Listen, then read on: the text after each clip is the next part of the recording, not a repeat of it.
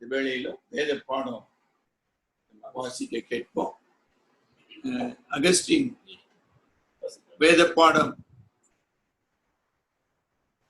வாசிக்குமாறு கேட்டுக்கொள்கிறேன்.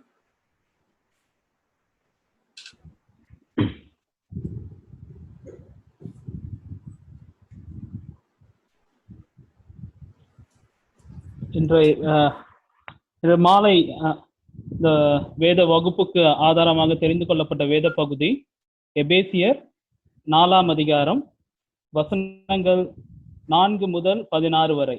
எபேசியர் 4ஆம் அதிகாரம் வசனங்கள் 4 முதல் 16 வரை.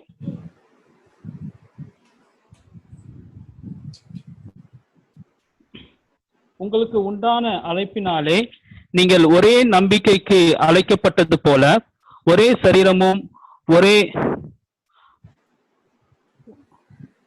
ஒரே ஆவியும் உண்டு. ஒரே கர்த்தரும் ஒரே விசுவாசமும் ஒரே ஞானஸ்நானமும் எல்லாருக்கும் ஒரே தேவனும் பிதாவும் உண்டு. அவர் எல்லார் மேலும் எல்லாரோடும் உங்கள் எல்லாருக்குள்ளும் இருக்கிறவர். கிறிஸ்துவனுடைய ஈவின் அளவுக்கு தக்கதாக நம்மில் அவனவனுக்கு கிருபை அளிக்கப்பட்டிருக்கிறது. ஆதலால் அவர் உன்னதத்திற்கு ஏறி சிறைப்பட்டவர்களை சிறையாக்கி மனுஷர்களுக்கு வரங்களை அளித்தார் என்று சொல்லி இருக்கிறார்.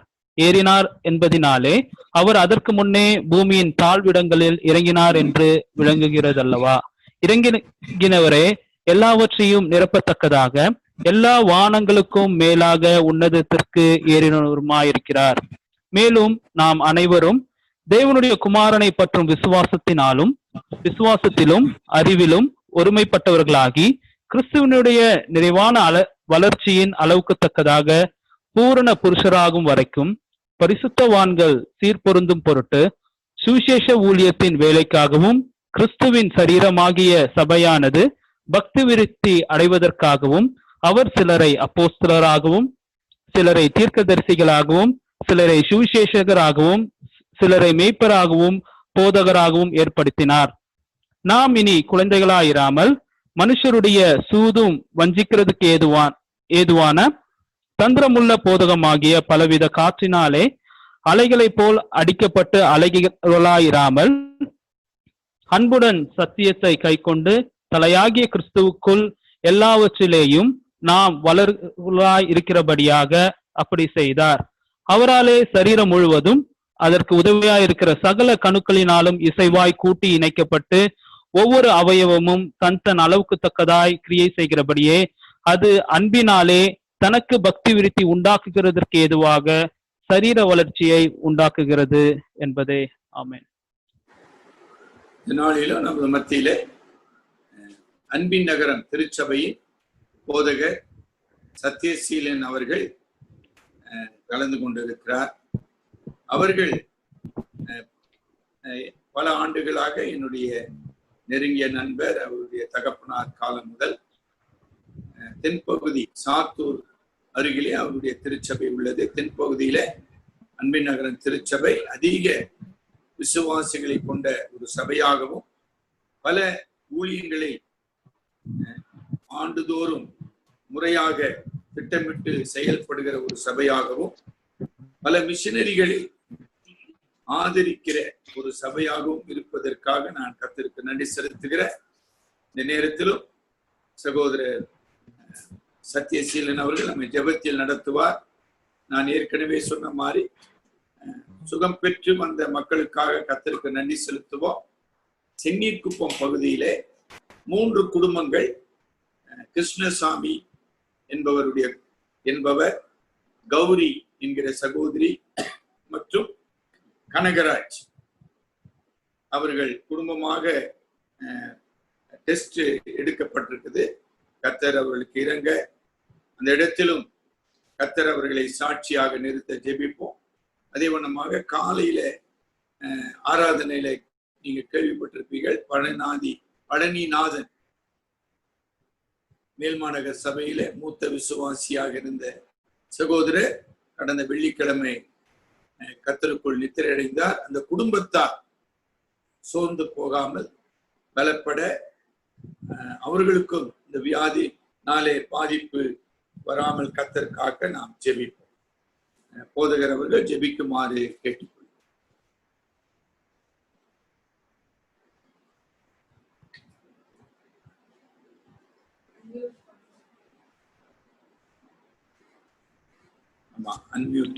ஐயா அன்மியூட் பண்ணி படிக்கணும். ஜெபம் பண்ணணும். ஜெபிப்போம். எங்களை அளவுக்கு அதிகமாய் நேசிக்கிறதான எங்கள் அன்பின் பரலோக பிதாவே, இந்த ஆசீர்வதிக்கப்பட்டதான இனிய மாலை வேலைக்காக நன்றியோடு ஸ்தோத்திரிங்க கர்த்தாவே.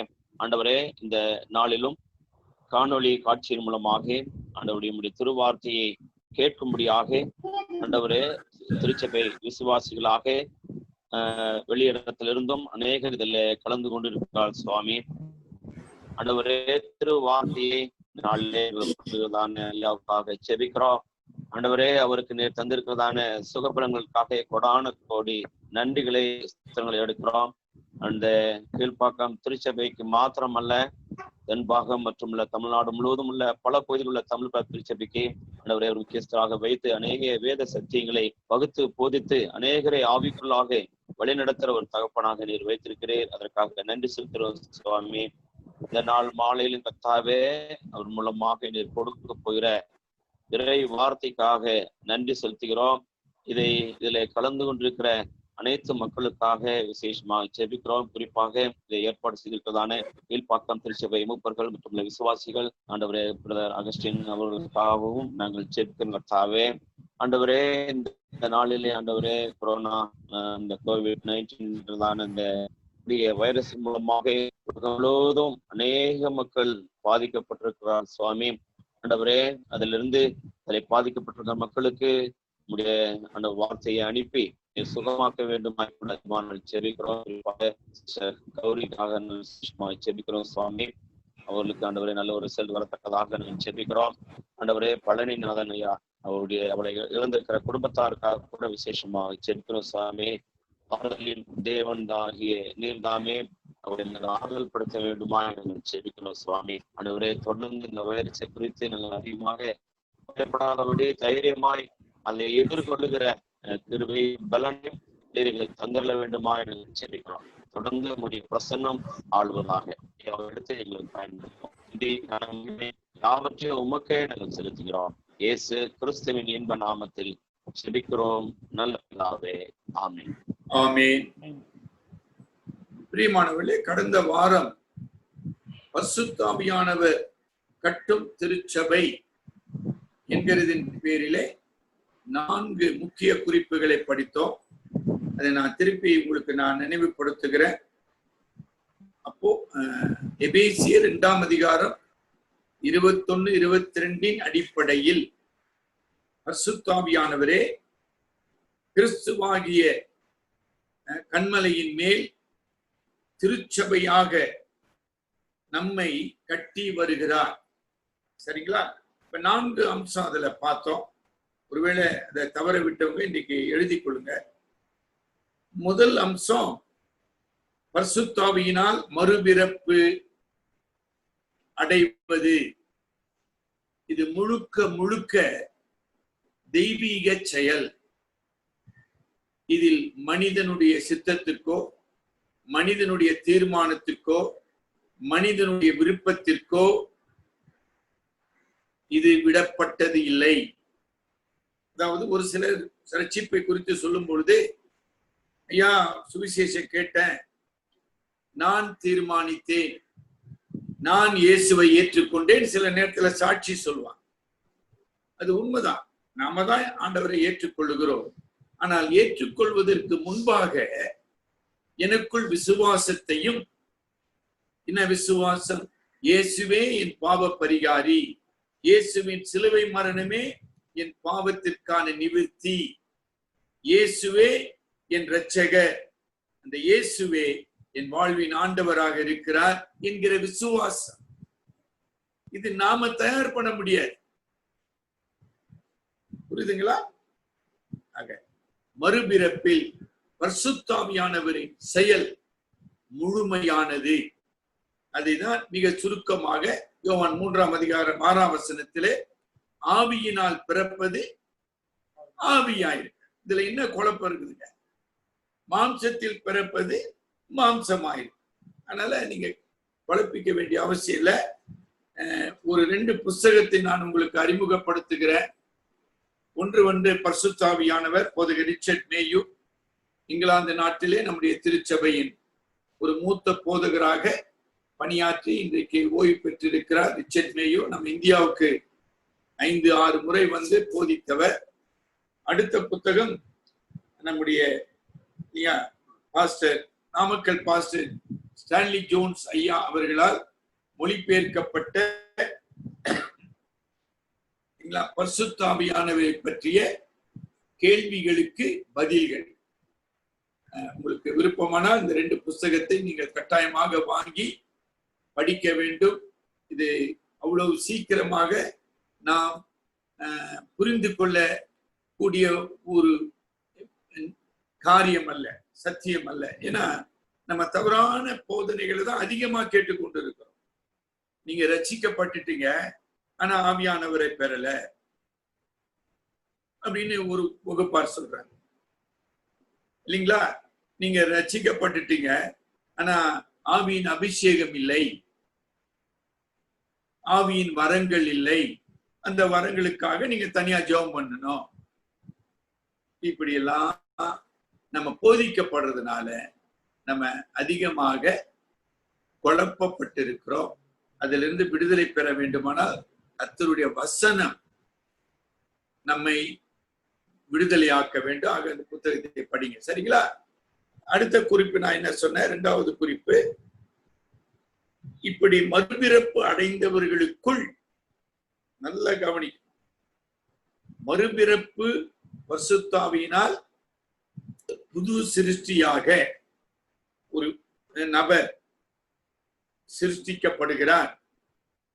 இப்ப அவருக்குள்ள பரிசுத்த ஆவியானவர் இருக்கிறார் என்பதை ஆவியானவர் அவருக்குள் சாட்சி கொடுக்கிறார். ரோமர் 8ஆம் அதிகாரம் 16ஆம் வசனம். ரோமர் 8ஆம் அதிகாரம் 16ஆம் வசனம். நாம் தேவனுடைய பிள்ளைகளாய் இருக்கிறோம் என்று, நாம் தேவனுடைய பிள்ளைகளாய் இருக்கிறோம் என்று ஆவியானவர் தாமே நம்முடைய ஆவியுடனே கூட சாட்சி கொடுக்கிறார். அப்ப இப்ப எங்க இருக்கிறாரு ஆவியானவர்? நமக்குள் நம்முடைய ஆவியுடனே வந்துட்டார். இப்படி இது எப்ப நிகழ்கிறது? ரட்சிப்பில் நிகழ்கிற ஒரு அனுபவம். அப்ப ஆவியானவர் தாமே நம்முடைய ஆவியுடனே சாட்சி கொடுக்கிறார். இந்த சாட்சி இல்லாத ஒரு நபர் எப்படி விசுவாசியாக இருக்க முடியும்? ஒரு நாளும் முடியும். அப்ப இன்னைக்கு பெரும்பாலும் கிறிஸ்தவ சமுதாயம், என்னுடைய வார்த்தைலாம் ரொம்ப நீங்க உன்னிப்பா கவனிச்சாதான் புரிஞ்சுக்கொள்ள, கிறிஸ்தவர் என்கிற பெயரிலே உள்ள பெரும்பாலானவர்களுக்கு ரட்சிப்பின் அனுபவமும் இல்லை, பரிசுத்த ஆவியானவரின் சாட்சியும் இல்லை. அருமை தாழ்மையோடு பயபக்தியோடு எச்சரிப்பாக நான் சொல்ல கடமைப்பட்டிருக்கிறேன், சரிங்களா? ஆக மறுபிறப்பு அடையாதவன் கிறிஸ்துவின் சரீரமாகிய சபையிலே இணைக்கப்பட முடியாது. பரிசுத்த ஆவியின் சாட்சி பெறாதவன் அவருடைய பிள்ளை என்று உரிமை கொண்டாட முடியாது. இந்த 2 அனுபவம் தான் அபிஷேகம் என்கிற வார்த்தையின் அடிப்படையான கருத்து. இதுவும் யாரும் சொல்றது. இப்ப இதுதான் தொகுத்து நம்ம எங்க பார்த்தோம்? எபேசியர் 1ஆம் அதிகாரம் 13ஆம் வசனம். எபேசியர் 1:13.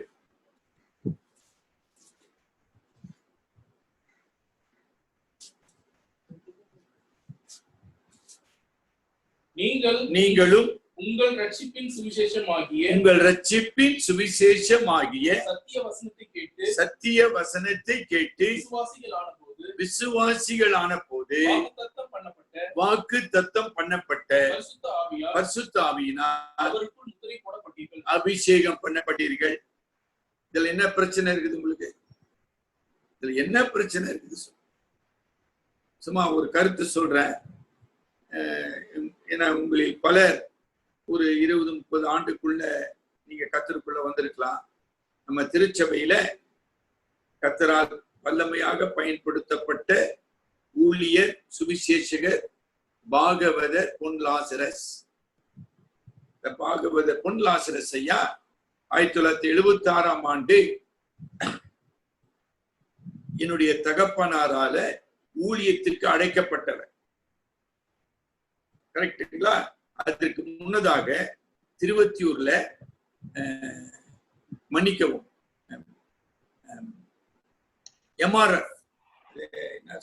எம்ஆர்எஃப்ல அவர் டியூப் இன்ஸ்பெக்டராக பணியாற்றியவர். சரிங்களா?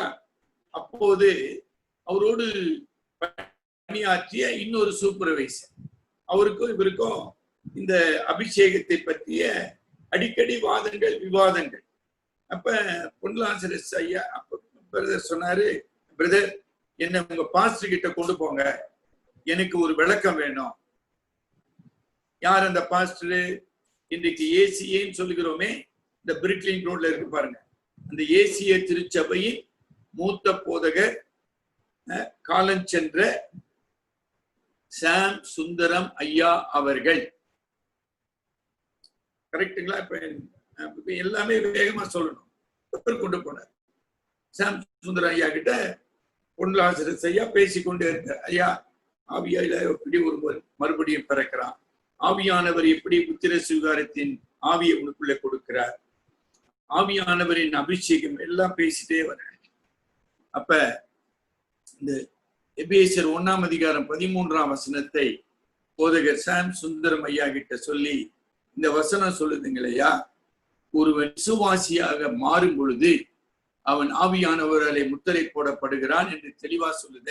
அப்ப ரட்சிக்கப்பட்ட ஒரு நபரை நீங்கள் ஆவி பெறாதவன் என்று எந்த அடிப்படையில் சொல்லுகிறீர்கள்?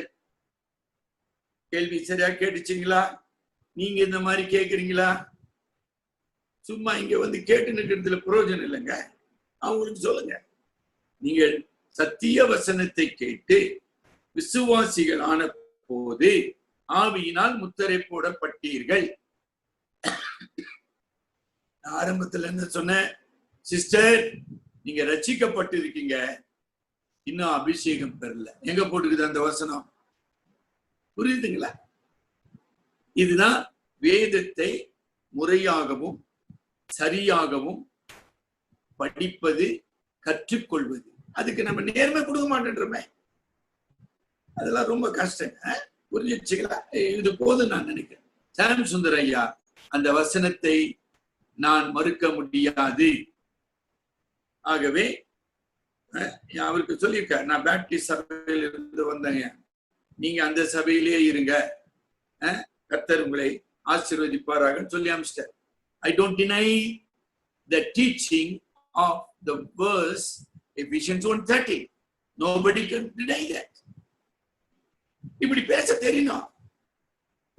அப்படி சொல்றீங்க, எப்படி சொல்லிட்டு சரி, அது ஒண்ணு ஆச்சுங்களா? அடுத்த பிரச்சனை. இப்ப நான் 2 விஷயம் சொன்னேன். மறுபிறப்புக்கு ரொம்ப அன்பா சொல்றேன், எந்த உணர்ச்சியும் வராதுங்க. It is not emotional experience. எழுதி வச்சுக்கிட்டீங்களா? என்னோட பேச விரும்புனா பேசு. புரிஞ்சிடுச்சா? Being born again is not emotional. நீங்க ரெஃபர் பண்ணணுமா? ஜோனத்தான் எட்வர்ட்ஸ் ரெஃபர் பண்ணலாம், doctor Martin Lloyd Jones refer பண்ணலாம். இப்போ நம்ம மினியாபோலிஸ்ல இருக்கார் இல்லையா போதகர், நாங்க பேர் என்ன இல்ல, John piper. You go and refer. It is not emotional experience. It is a spiritual experience. நான் இதுக்கு மேல விளக்க வேண்டியதில்லை. அடுத்தபடியா அடுத்த தப்பு நம்ம என்ன செய்யறோம்? ஆவியானவரின் நிறைவை ஒரு அனுபவம் என்கிற பெயரிலே ஒரு உணர்வுக்குள்ளாக கொண்டு வருகிறோம். உங்களுக்கு யார் அந்த உரிமை கொடுத்தது? சமாரியா பெண்ணே ஆண்டவரிடத்துல பேசினா, எல்லாம் சொன்னா, அவர் ரட்சிக்கப்பட்டான்ற வார்த்தை அங்க பதிவு செய்யப்படல, அங்க மறுபிறப்படைந்தான்ற வார்த்தை பதிவு செய்யப்படல. என்னை விசுவாசிக்கிற ஜீவ தண்ணீர் உள்ள ஊற்று ஓடுன்னு சொன்னார் ஆண்டவர். அவர் நேரா போனா சமரியா பட்டணத்துக்குள்ளாக என்னை குறித்து சொன்னவர் வந்திருக்கிறாருன்னா அவ்வளவுதான், முடிஞ்சு போச்சு. இன்னும் கை தட்டினாலா, காத்திருந்து ஜெபம் பண்ணாலா, அந்நிய பாஷை பேசினாலா, இதெல்லாம் இப்ப பேசினுக்க முடியுமா? நானே ஒரு வார்த்தை நீங்க அங்கிருந்து எடுக்க முடியுமா? யோவான் 4ஆம் அதிகாரத்துல இருந்து. அப்ப அவர் ரட்சிக்கப்படலையா அப்படின்னு நீங்க சொல்றீங்க. அத நான் நம்பணும். என்னங்க சொல்லுங்க, எங்க நடந்தது? சரிங்க, அவ்வளவாச்சும் கொஞ்சம் தெளிவா பேசியிருந்தாங்க. மார்க் 5ஆம் அதிகாரத்துல பிசாசினால் லேகியோன் என்று அழைக்கப்பட்ட, பிசாசினால் அடிமைப்படுத்தப்பட்ட லேகியோன் அங்கு ரட்சிக்கப்படுகிறான். என்ன அனுபவத்தை பெற்றான்? தெளிந்த புத்தியோடுன்ற வார்த்தை வரும் பாருங்க. அவன் தெளிந்த புத்தியோடு இயேசுவின் பாதத்தருகே உட்கார்ந்து அவருடைய வசனத்தை கேட்டுக் கொண்டிருந்தான். பரிசுத்த ஆவியின் அபிஷேகத்தின் மிகப்பெரிய விஷயம் having a sober mind, understanding of God. அத ஒண்ணும் காண. மீதெல்லாம் அபிஷேகமா? என்ன நடந்தது சொல்லுங்க. எனக்கு பார்த்து எனக்கு வாட்ஸ்அப்ல அனுப்புங்க, என்னோட போன்ல பேசுங்க. சார் அவரு குச்சார் சார், எகிரிலாம் குச்சார் சார், அந்நிய பாஷை பேசினார் சார். எங்க பேசினார்? சரி, 3வது நபர் சொல்லட்டுங்களா? ஆண்டவர் கல்வாரி சிலுவையில இருக்கிறாரு, தொங்கி கொண்டு இருக்கிறாரு. எத்தனை பிரசங்கம் கேட்டுக்கிறீங்க? அந்த கல்வன், இந்த வலது பாரிசத்து கல்வன் நம்ம சொல்றோம், இருக்கட்டுங்க. இந்த கல்வன் ரசிக்கப்பட்டானா இல்லையா? ரசிக்கப்பட்டானா இல்லையா சார்? இன்ன உணர்ச்சி வசப்பட்டா? என்ன நீங்க சொல்ற எந்த அனுபவமா இல்லையே? ஆண்டவர் சொன்ன, ஆண்டவரே உடைய ராஜ்யத்தில் வரும்போது அடியனை நினைத்தரலாம். அதான் மனம் திரும்புதலின் ஜெபம், விசுவாசத்தின் அறிக்கை. பாடுபட்டு கொண்டிருக்கிற இயேசுவானவர் கிறிஸ்து, அவரே யூதரின் ராஜா என்று விசுவாசித்து ஆண்டவரே என்று சொன்னான். இன்று என்னுடனே கூட பரதேசில் இருப்பார். எங்க சார் அபிஷேகம் பெற்றா? நீங்க சொல்ற அபிஷேகம் எங்க நடந்தது? இதுக்கெல்லாம் பதில் சொல்லுவாங்களா அவங்க? எனக்கு சொல்லுங்க. ரொம்ப ஜாக்கிரதையா இருங்க. Never had any emotional experience either with the salvation or with the anointing. Nothing to do with that. புரியுதா உங்களுக்கு? அவங்க எல்லாத்துக்கும் அப்போஸ்தலர் நடவடிக்கைகளுக்கு போவாங்க. அதுக்குதான் இந்த புத்தகம் பதில் உங்களுக்கு கொடுக்கும்னு நான் சொன்னேன். இப்ப அதை நான் அப்போஸ்தலர் நடவடிக்கையில பிரசங்கம் பண்ணிக்க முடியும். சரிங்களா? அடுத்த ஸ்டெப்புக்கு போறோம். அப்ப மறுபிறப்பும் புத்திர சுவீகாரமும் இணைந்ததுதான் அபிஷேகம். சரிங்களா? 3வது என்ன பண்ணோம்? ஒரு பரிசுத்த ஆவியானவர் கட்டுகின்ற சபை எப்படிப்பட்டது? உடன்படிக்கையினால் இணைக்கப்பட்ட சபை. நிறைய நேரத்தில் அப்படி நம்ம நினைக்கிறது இல்லை இல்லைங்களா? அதுக்கும் நம்ம பரிசுத்தம் உள்ள கடவுள் பாவியாகிய மனிதனோடு உறவு கொள்ள வேண்டுமானால் அது ஒன்று தெய்வீக கிருபை. அந்த கிருபையின் உறவுக்கு பேர் தான் உடன்படிக்கை. இப்படி நீங்க படிச்சிருக்கீங்களா? Have you ever understood the grace and the covenant? If there is no grace, there is no covenant. If there is no covenant, you are not under the grace. புரிஞ்சிருச்சுங்களா? இன்னும் கொஞ்சம் புரியாத மாதிரி இருக்குதா? எபிரேயர் 9ஆம் அதிகாரம் 15ஆம் வசனம் படிங்க. எபிரேயர் 9ஆம் அதிகாரம் 15ஆம் வசனம்.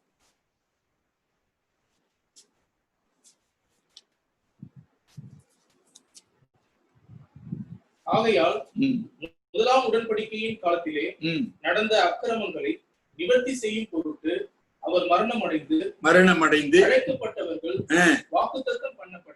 அழைக்கப்பட்டவர்கள் தேவனால் தெரிந்து கொள்ளப்பட்ட அவருடைய பிள்ளைகள் வாக்குத்தத்தம் பண்ணப்பட்ட நித்திய சுதந்திரத்தை அடைந்து கொள்வதற்காக புது உடன்படிக்கையின் மத்தியஸ்தராய் இருக்கிறார். புது உடன்படிக்கை உங்களை என்ன கேட்டுன்னு ஒண்ணு அவர் உடன்படிக்கை செய்யலைங்க.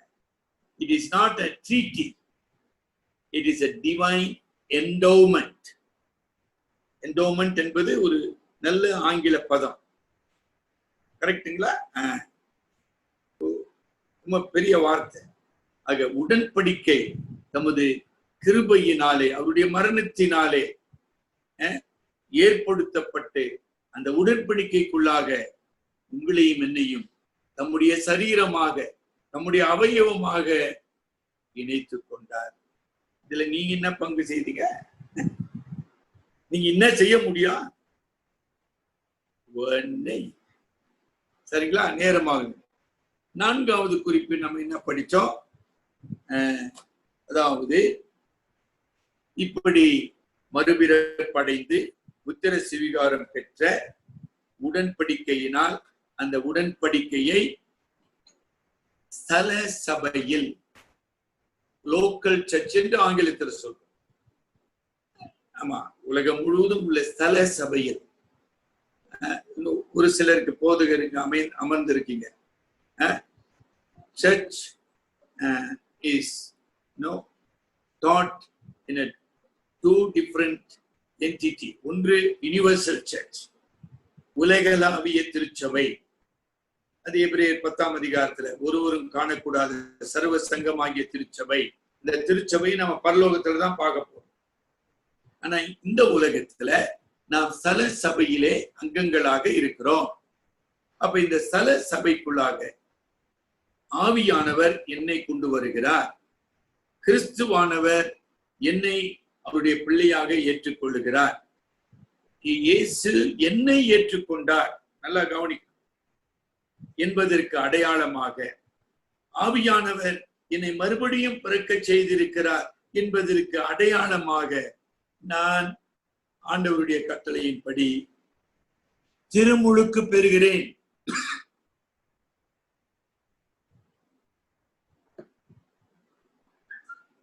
அங்க திருப்பி சொல்லட்டுங்களா?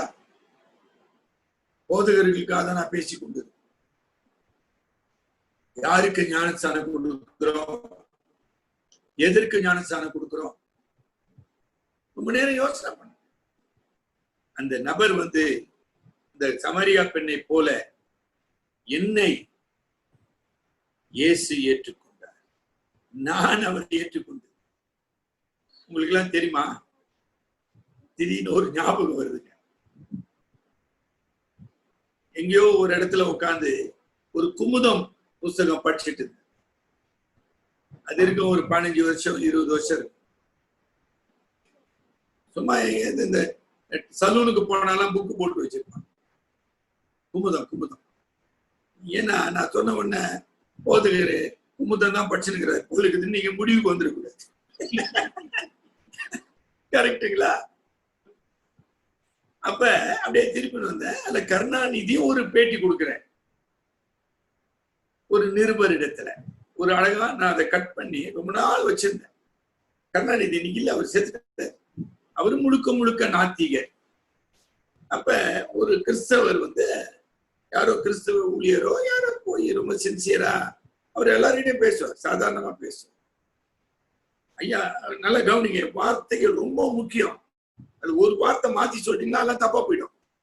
ஐயா இந்த கிறிஸ்தவ ஊழியக்காரர் கேட்கிறாருங்க அவர்கிட்ட, ஐயா நீங்க பைபிள் படிச்சிருக்கீங்கன்னு சொல்றீங்க, பல மதங்களை பற்றி அறிவுலாம் உங்களுக்கு இருக்குதே, நீங்க ஏன் இயேசுவை ஆண்டவராக தெய்வமாக ஏற்றுக்கொள்ளவில்லை என்று கேட்கிறார். இல்ல கவனிச்சிங்களா கேள்விய? ஐயா நீங்கள் ஏன் இயேசுவை ஆண்டவராக ஏற்றுக்கொள்ளவில்லை? இப்படிதானே நம்ம கேட்டுங்கிறோம் எல்லார்கிட்டயும். கருணாநிதி என்ன பதில் சொன்னார் தெரியுங்களா? எழுதி வச்சு, சகோதரரே இயேசுவை ஏற்றுக்கொள்வதில் எனக்கு பிரச்சனை இல்லைங்க. கவனிங்க, வார்த்தை கவனிச்சிங்களா? ஆனால் இயேசு என்னை ஏற்றுக்கொள்வாரா? எப்படி போய் பேசினார்? புரிஞ்சிடுச்சிங்களா? நான் ஏற்றுக்கொண்டேன் நம்ம பேசிருக்கிறோம். ஆனால் அந்த இயேசு என்னை ஏற்றுக்கொள்வாரா? அதுதாங்க ரொம்ப முக்கியம். நான் அவர் ஏற்றுக்கொள்வது முக்கியமானது. நான் ஒரு மனிதன், அவர் தெய்வம். எவ்வளவு நல்லா யோசனை பண்ணுங்க சகோதரரே. ஒரு கடவுளை பற்றிய நம்பிக்கை இல்லாத ஒரு நாத்திகன் இவ்வளவு தெளிவா பேசலாம். உங்களை பேசுனா அதெல்லாம் தப்பு தப்பா பேசு. எனக்கு ஜீரணம் பண்ணவே முடியலங்க. We don't talk sensibly. இங்கிலீஷ்ல ஒரு கேள்வி கேட்டா பதில் சொல்ல தெரியல, என்னடா ரட்சிப்பு நான் சொல்ல தெரியல, என்ன அழகா சொன்ன. நான் அவரை ஏற்றுக்கொள்றதுல என்னங்க பிரச்சனை இருக்கு? அவர் என்னை ஏற்றுக்கொள்ள வேண்டும். எவ்வளவு தெளிவா பேசினாரு பாத்தீங்களா? எங்க பேச நீங்க சொன்னீங்களா உங்க சாட்சியில? நான் ஏற்றுக்கொண்டேன்னு சொல்லாதீங்க. பாவியாகிய என்னை, இல்லையா, விபச்சாரி காரியாகிய என்னை இயேசு ஏற்றுக்கொண்டார். அதான் சாட்சி. எங்க சொல்றோம்? ஒரு சாட்சி சொல்ல தெரியல. காலையில பிரசங்கம் கேட்டோம். இந்த சுனேமித்தியார் ஏறக்குறைய 10 ஆண்டுகளுக்கு முன்னதாக நடந்த ஒரு அற்புதத்தை விவரித்து சொன்னார். விக்ரம் பிரான்சிஸ் ஐயா சொன்னார், எனக்கு 59 வயசு, நான் 18 வயசுல ரட்சிக்கப்பட்டேன். இன்னைக்கு உட்கார்ந்து என் சாட்சியை கேட்டீங்கன்னா 1 மணி நேரம் நான் சொல்ல முடியும். உங்களால சொல்ல முடியுமா? அப்ப என்ன புரிஞ்சுக்கிட்டீங்க ரட்சிப்ப? அதுவே புரியாத ஆளு கடவுள் எப்படி உங்களோட பேசுவார்? ஐயோ, எனக்கு எங்க தொடங்கி எங்க முடிக்குதுன்னே தெரியலங்க. தெளிந்த புத்தி உள்ளவர்களாக, ஞானமுடையவர்களாக, பரிசுத்த ஆவியின் கிருபை பெற்றவர்களாக என்னுடைய வார்த்தைகள் அப்படியே கத்தி மாதிரி வரணுங்க. வளவளா கொலா எதுக்கு பிரதர் ஞானசானம் எடுத்தீங்க தெரியல பிரதர், எல்லாம் கூட்டு போனாங்க, ஞானசானம் கூட்டாங்கன்றாங்க. இங்க மெட்ராஸ்ல ஒரு ஊர் இருக்குதுங்க, உங்களுக்கு எல்லாம் தெரியும், பெரிய ரொம்ப ஃபேமஸ். என்ன ஊர்? அது மாதர்பாக்கம். என்னங்க மாதர்பாக்கம் கேள்விப்பட்டிருக்கிறீங்களா? கும்மிடிப்பூண்டியில இருந்து அப்படியே உள்ள போனுங்க. இந்த மாதர்பாக்கத்துல கோச்சை பாருங்க, ஞானசானம் போனா நான் இப்ப ட்ராக் மாறிட்டேங்க. இந்த மாதர்பாக்கத்துல சர்ச் ஆஃப் கிரைஸ்ட்னு ஒரு சபைங்க. அந்த சபைக்கு நிறைய உதவி வந்தது. அங்க ஒரு நிறைய இருக்குதுங்க. அதெல்லாம் இருக்கட்டும், அங்க போய் தெரிஞ்சுக்கிட்டா. இங்க வெளிநாட்டுல இருந்து மிஷினரிங்க வருவாங்க, எல்லாம் கூட்டம் கூட்டிடுவாங்க. அங்க அந்த அது வந்து ஆந்திரா பார்டர், பாதி தெலுங்கு பாதி தமிழ். இப்ப எதுல மொழிபெயர்க்கிறது ஐயாவுக்கு? அமெரிக்கால இருந்து வருகிற துறைக்கு எந்த பாஷையில சார் மொழிபெயர்க்கிறது? பாதி தமிழ் பாதி தெலுங்கு உட்காந்துக்குது. நல்லா, நான் சும்மா கிண்டல் பண்ணலங்க. நான் ஒரு பொறுப்பான போதகர். அந்த ஏரியாவுக்கு நான் போய் வந்தவன். அங்குள்ள ஊழியர்களை நேர்முகமாக அறிந்தவன். அப்ப அந்த போதகரை பிரசங்கம் பண்ணுவார். அவரு ஒரு இங்கிலீஷ்ல ஒரு பிரசங்கம் பண்ணிருப்பார், இவர் ஒரு தமிழ்ல இன்னொரு பிரசங்கம் பண்ணிருப்பாருங்க. புரிஞ்சிச்சா? அவர் பண்ண பிரசங்கத்துக்கு இவருக்கும் எந்த சம்பந்தமும் கிடையாது. முடிவில் என்ன சொல்வாரு? ஐயா, யார் யாரு இயேசுவை விசுவாசிக்கிறீங்க கை தூக்குங்க. இவர் சொல்வாரு, யார் யாருக்கு வேஷ்டி சட்டை கை தூக்குங்க. I'm not joking. கொஞ்சம் கவனிங்க. அதனாலதான் 72 வயசுல என்ன உயிரோட வச்சுக்கிறார் கடவுள். யார் யாருக்கு வேஷ்டி புடவை வேணும் கை தூக்குங்க. எல்லாம் கை தூக்கும். அந்த வந்த மிஷினரி பயந்துருவாரு. எவ்வளவு பெரிய இருப்புதல், ஆயிரக்கணக்கான ரசிக்கப்பட்டாங்கன்னு அவரு நினைச்சுக்குவார். சார் என்ன சார் கை தூக்குனாங்க? எல்லாரும் ஏசாமியை ஏற்றுக்கொண்டாங்க சார். இவனை போய் கேட்டா, சார் வேஷ்டி சட்டை கொடுக்குறாங்களா சார்? நாங்க புரிஞ்சுதுங்களா? இப்படி சுவிசேஷம் அறிவிச்சுன்னு இருக்கிறாங்க. இதுக்கு பேர் சுவிசேஷம். எவ்வளவு கேவலமா இல்லை? ஆகவே உடன்படிக்கையின் மூலமாக கிறிஸ்துவோடு இணைக்கப்பட்டவர்கள். நான் அதை திட்டமிடவில்லை. I never planned it, nor I decided it. நான் திட்டமிடவும் இல்லை, நான் தீர்மானிக்கவும் இல்லை. என்னை முன்னறிந்த கிறிஸ்து, எனக்காக விலையேற பெற்ற ரத்தத்தை சிந்தின என் ஆண்டவராகிய கிறிஸ்து, அவருடைய சரீரமாகிய சபைக்குள்ளாக புது ஜீவன் பெற்றவனாக நித்திய ஜீவன் பெற்றவனாக நான் மறுரூபமாக்கப்படும்படி என்னை அவர் இழுத்துக் கொண்டார். இதான் உண்மை, இதான் சத்தியம். எப்படி இழுத்துக்கொண்டார்? பரிசுத்தம். அந்த பரிசுத்தம் என்ன பண்றாரு? இப்ப திருச்சபையிலே உன்னை கட்டி கொண்டிருக்கிறார். அப்ப 4வது குறிப்பு நம்ம என்ன பார்த்தோம்? சல சபையாக செயல்படுதல், சல சபையின் செயல்பாடு. 7 குறிப்பு நான் சொன்னேன் போன வாரம். நீங்க எழுதுனீங்களா இல்லைன்னு தெரியல, திருப்பி நான் சொல்றேன். 1வது ஆராதனை, 2வது ஐக்கியம். ஐக்கியம்னா நீங்க திருப்பந்திக்கு ஒரு இடம் இருக்குதுங்க, இப்ப அதை நான் விளக்க போறேன். அது திருப்பந்தி மட்டுமல்ல, ஃபெலோஷிப். ஃபெலோஷிப்புக்கு அப்போஸ்தலர் 4ஆம் அதிகாரத்துக்கு நம்ம வரப்போகிறோம். சரி, அப்புறம் போதிக்கப்படுதல். ஆமா, சபை ஏன் கடவுள் ஏற்படுத்தினார்? சபையில ஏன் போதகர்களை, மேய்ப்பர்களை, அப்போஸ்தலர்களை, தீர்க்கதரிசிகளை கொடுத்தார்?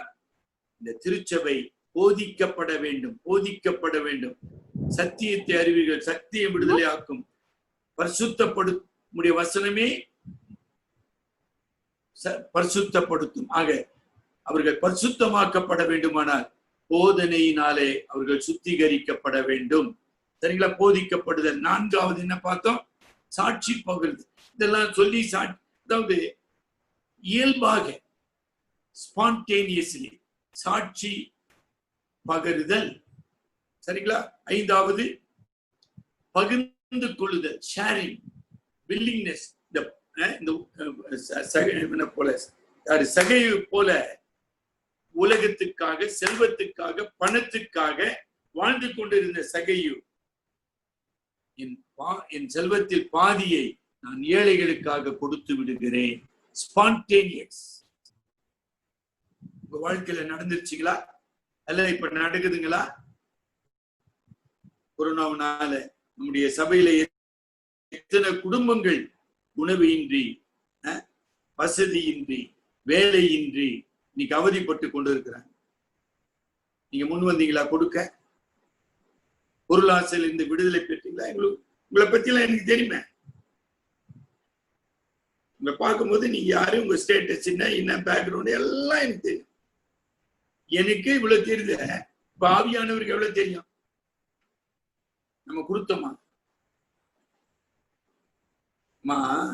பகிர்ந்து கொள்ளுதல்னா மிச்சத்தை கொடுப்பதல்ல. சார் மீது போச்சு சார், இல்ல இல்ல இல்ல இல்ல. சரி, பகிர்ந்து கொள்ளுதல் எனக்குரியதை பகிர்ந்து கொள்ளுதல். என்னுடைய செல்வத்தின் மிகுதியினால் கொடுப்பதல்ல. நானே பாதிக்கப்பட்டிருக்கிறேன் வறுமையில, நான் கஷ்டப்பட்டு கொண்டு இருக்கிறேன். ஆனா கடவுள் எனக்கு 2 வேளை சாப்பாடு கொடுத்திருக்காரு ஒரு நாளைக்கு. அதுல 1 வேளை சாப்பாட்டை என் சகோதரனுக்கு நான் கொடுப்பேன்.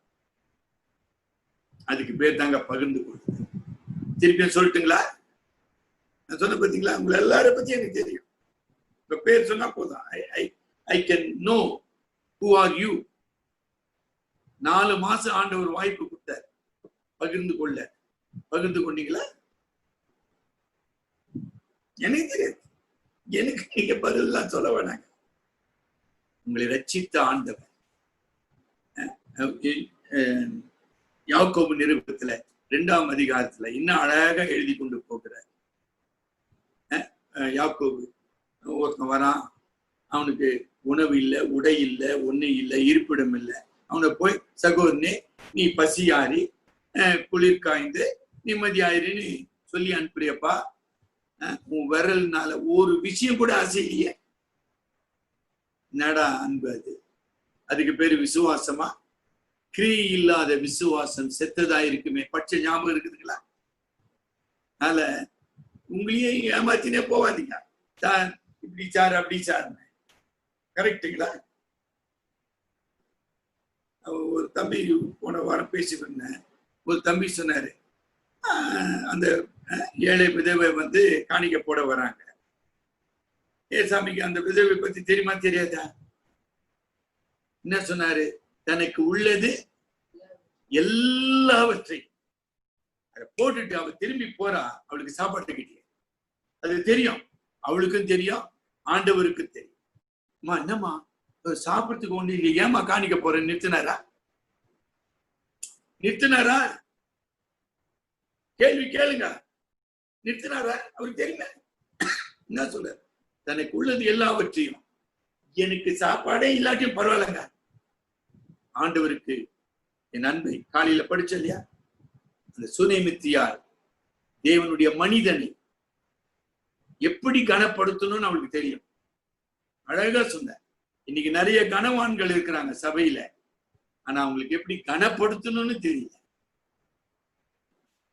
உங்களோடு பேசிக் கொண்டிருக்கிற ஊழியனாகிய நான் 45 ஆண்டுகளாக ஊழிய பாதையில் ஏராளமான அவமானங்களை, ஏராளமான பரியாசங்களை, பல நிந்தை சொற்களை நான் கேட்டவன், அனுபவித்தவன். ஒரு காரணத்தோடு பேசிக் கொண்டிருக்கிறேன். நம்முடைய சபையின் மூப்பர்களாம் கூட இந்த வேத பாடத்துல இருப்பாங்க. ஞாபகம் வச்சு அவங்க முன்னால சொல்றேன், 45 ஆண்டுகள் கிறிஸ்துவின் நித்தம் நிந்தைகளையும் அவமானத்தையும் குற்றச்சாட்டுகளையும் பொய் குற்றச்சாட்டுகளையும் அனுபவித்துக் கொண்டிருக்கிறேன். அதுக்காக நான் வெட்கப்படவே இல்லை, நான் வருத்தப்படவும் இல்லை.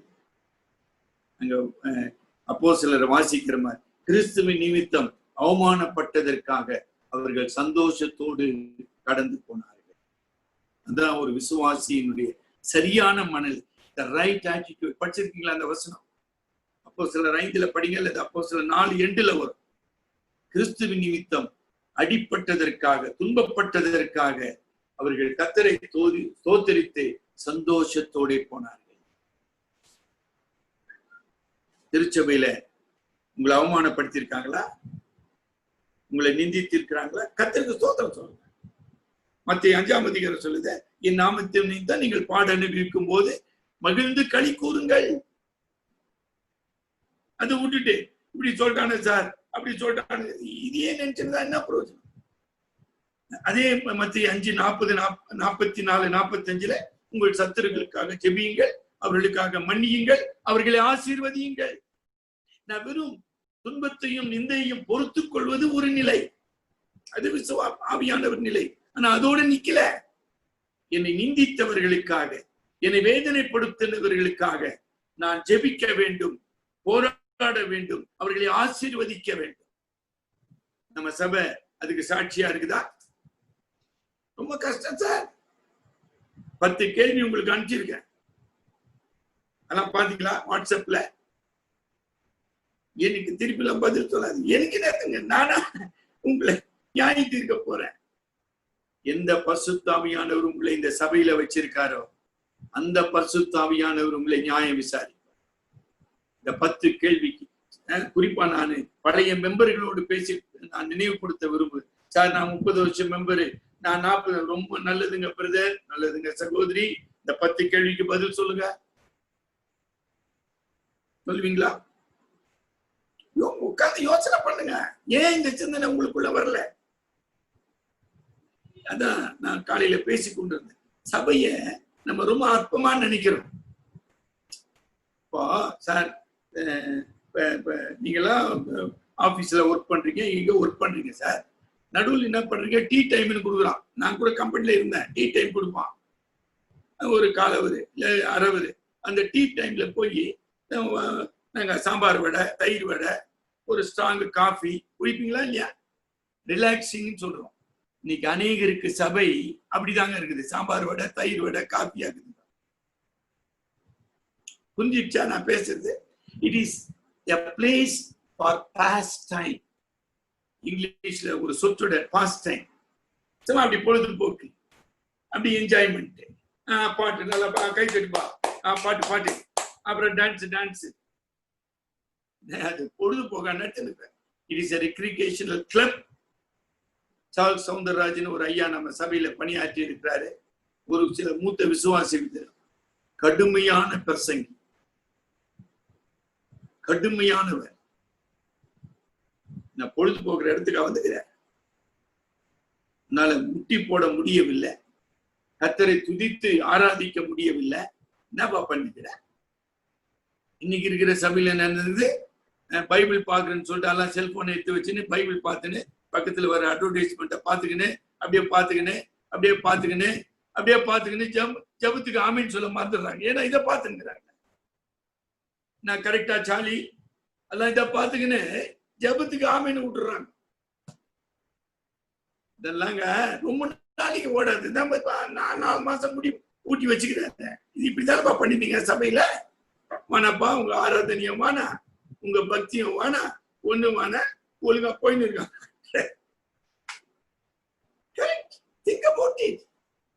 கர்த்தருடைய பரிசுத்த ஆராதனையில எவ்வளவு அவமானம், எவ்வளவு அலட்சியம், எவ்வளவு நிர்விசாரம். கர்த்தருடைய பந்தி 11 மணிக்கு நடக்குதுன்னா 11 மணிக்கு தான் வந்து இறங்குறாரு ஒருத்தர். என்ன புரிஞ்சுக்கினாரு கர்த்தருடைய பந்தியை பத்தி? இதெல்லாம் எனக்கு தாங்க முடியல. Most reckless idiotic attitude towards the holy God. ஒரு பரிசுத்த கடவுளுக்கு முன்பாக வெகு மேட்டிமையான பரியாச நிலையில சபைகள் செயல்பட்டு கொண்டது. இப்போ ஒன்று டிரைவின் கம்யூனியன் ஒன்று நடந்ததுங்க பெங்களூர்ல. எனக்கு வாட்ஸ்அப்ல வந்துச்சு. ஒரு சிலருக்கு வந்திருக்கலாம். டிரைவின் கம்யூனியன் கேள்விப்பட்டீங்களா? அப்படியே காருங்க வந்து நிக்குது. அப்படியே 100 கார் வந்து நிக்குதுங்க. 100 கார்ல அவங்க கொடுக்குறாங்க. அவனுங்க அந்த யார் சார் அவங்க சர்வி மூப்பர்லாம் இவனும் வரல. நல்லா கவனிங்க. அவன் கிளவுஸ் போட்டுக்கின்னு அவன் ஒரு இது வச்சுருக்கிறான். அந்த நம்ம இந்த கப்பு இல்லை, இண்டிவிஜுவல் கப்பு. அது இப்போ ஒரு கார்ல 2 பேர் தானே, கணவன் மனைவி. அந்த 2 கப்பு கொடுத்துட்றான், 2 வேப்பர் கொடுத்துட்றான். முடிஞ்சிடுச்சு, ஆசீர்வாதம். அப்படியே காருக்குள்ளே ஏசிக்குள்ளேயே இருப்பாங்க. நல்லா கவனிங்க. திருப்பி போட்டு பாருங்க. அந்த 100 கார் அப்படி அனுப்புறான். அடுத்த 100 கார். இப்படிதான் ஆராதிக்க சொன்னாரா? பாவரிக்கை இருந்ததா? மனம் திரும்புதல் இருந்ததா? ஒப்புரவாகுதல் இருந்ததா? என்ன இருந்தது சொல்லுங்க. எனக்கு திருப்பி போட்டு ரீப்ளை பண்ணி எனக்கு சொல்லுங்க சார். அவங்க எல்லாம் பாவரிக்கை பண்ணாங்க சார். வந்தாங்களே, எத்தனை ஏழைகள் அங்க இருந்தாங்க. அந்த ஏழைகளை குறித்த அக்கறை இருந்ததா?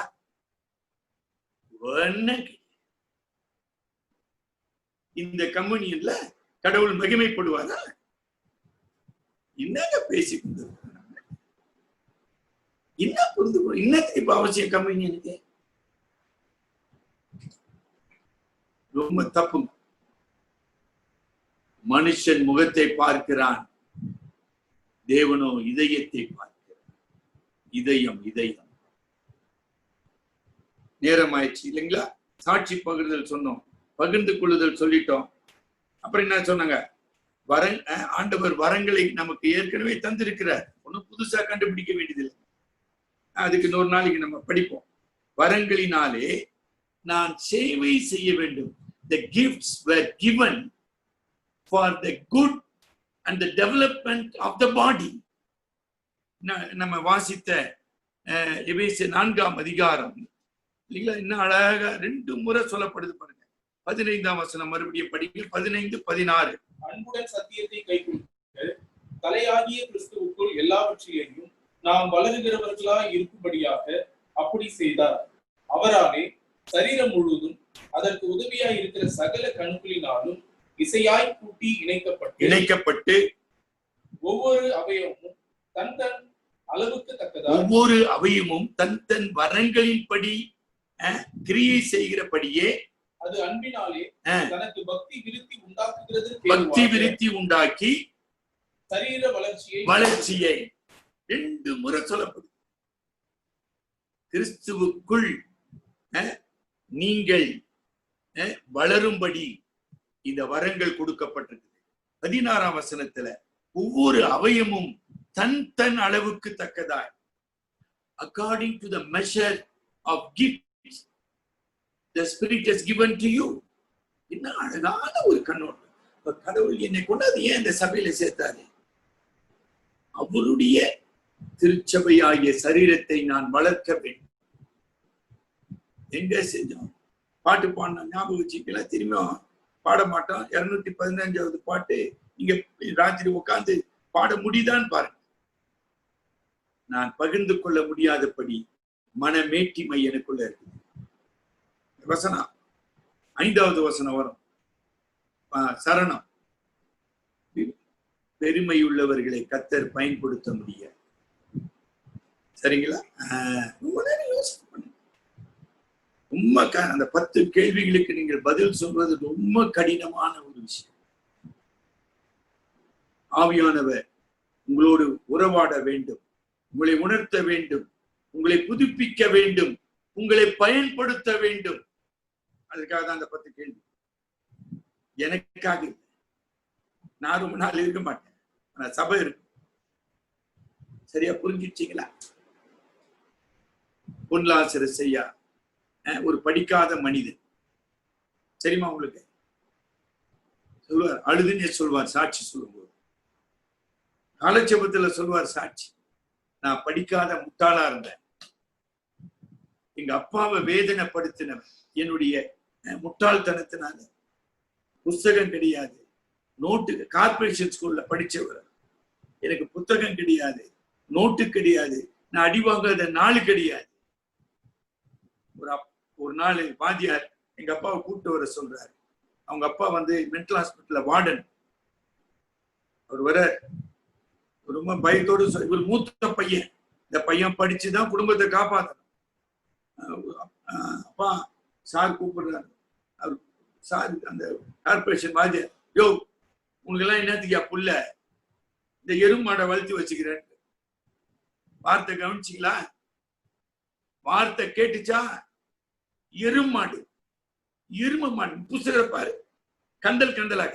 நோட்ட பாரு, நீ ஒரு அப்பன், நீ ஒரு அப்பன், அப்பன பூச்சி திட்டு இருக்கிறார் வாத்தியார். இவர் அப்படியே உடைச்சிட்டார். முடிஞ்சு போய் அவங்க அப்பா சொல்லிட்டாரு, அப்பா உங்களுக்கு படிப்பு வரல, நீ தயவு செய்து படிக்கிறது நீ திருப்பான். 8வதுல என்னாச்சு? படிப்பு வரலையே. இப்படிப்பட்ட மனிதனை தான் கடவுள் ஒரு சின்ன வரம், என்ன வரம்பா? பாடுற வரம் இல்லை, இசை வடிவில் சுவிசேஷம். சுவிசேஷத்தை சொல்லணும். எப்படி? மக்கள் கேட்கிற விதமாக.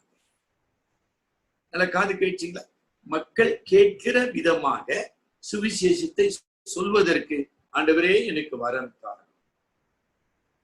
கடவுளுக்கு தன்னை அர்ப்பணித்தார். தமிழ்நாடு, ஆந்திரா,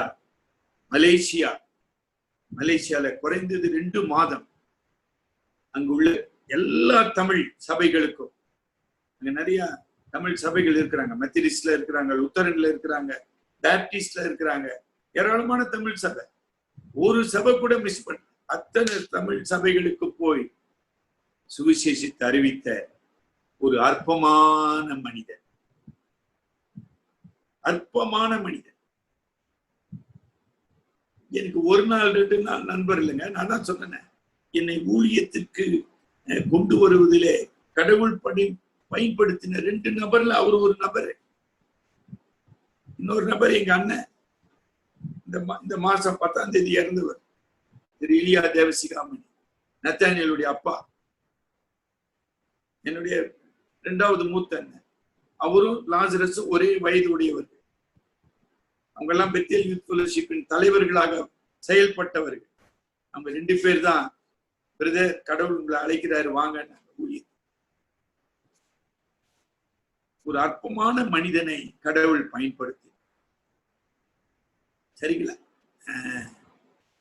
அப்ப அதுக்குதான் நான் வரேன்.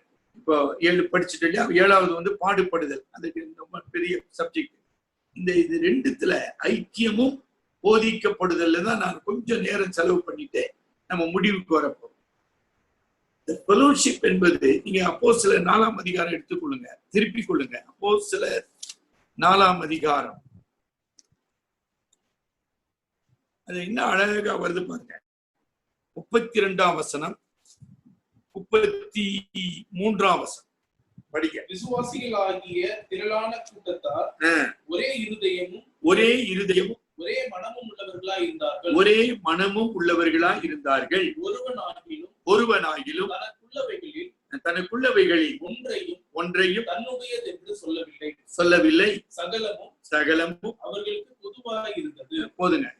இந்த 3 விஷயம் சொல்லப்பட்டுச்சுங்க. திரளான கூட்டத்தார், ஒரே இருதயம், ஒரே மனம். நான் 10 கேள்வியில சொல்லியிருக்கேன், இப்ப திருப்பி சொல்றேன்.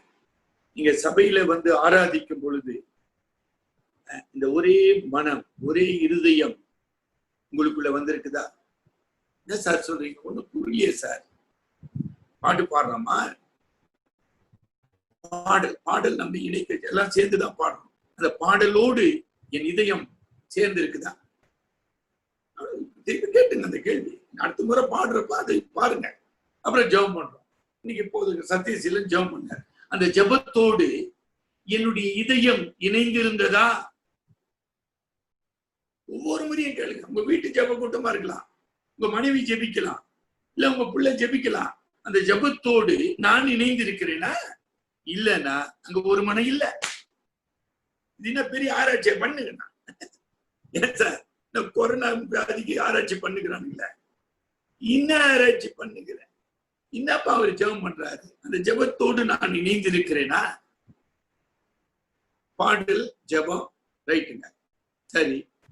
அப்புறம் இதுலங்க நான் இணைந்திருக்கணும், சரியா? கொஞ்சம் வெளிப்படையா பேசிட்டுங்களா? அதுல போட்டிருக்கேன் ஒரு கேள்வி. உங்களுடைய சமூக அந்தஸ்து, அதாவது லூக்கா 7ஆம் அதிகாரத்துல பரிசேயன் பாவியான ஸ்திரியை பத்தி அந்த கேள்வி வருது. உங்க சமூக அந்தஸ்தை வைத்து கவனிங்க. உங்களுக்கு படிச்சா புரியலையா? இப்படி நினைச்சுன்னு இருக்கிறோம் சபையில. இவன் என்ன பெரிய யோகித பைபிள் படிச்சுருக்கிறான், அவன் என்ன பெரிய யோகித, இவரு பெரிய லீடர். அவன்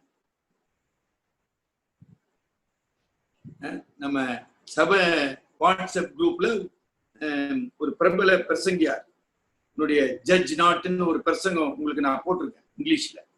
எனக்கு அது வந்தது, அதை படிச்சு பாத்தீங்களா?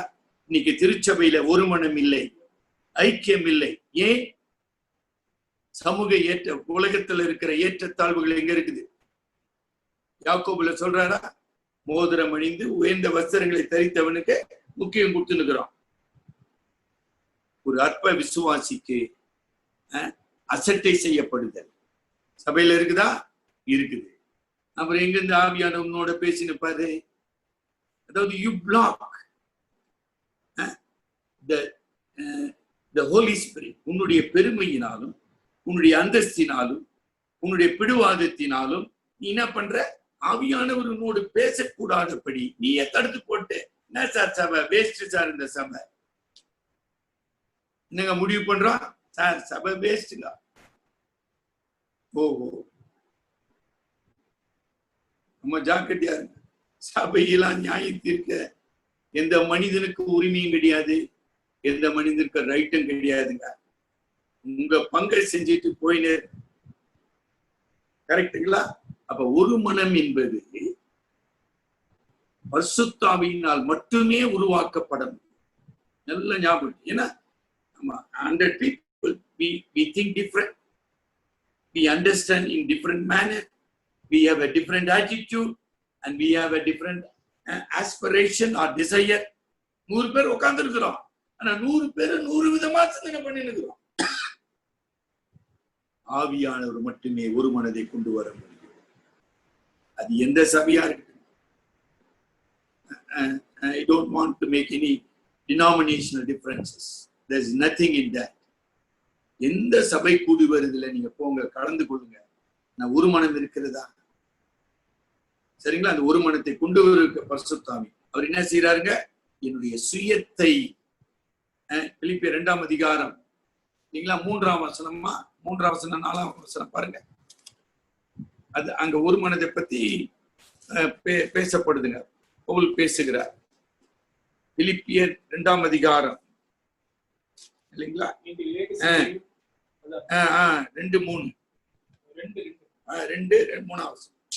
நீங்கள் ஏக சிந்தையும் ஏக அன்பும் உள்ளவர்களாயிருந்து இசைந்த ஆத்துமாக்களால் ஒன்றையே சிந்தித்து என் சந்தோஷத்தை நிறைவாக்கு.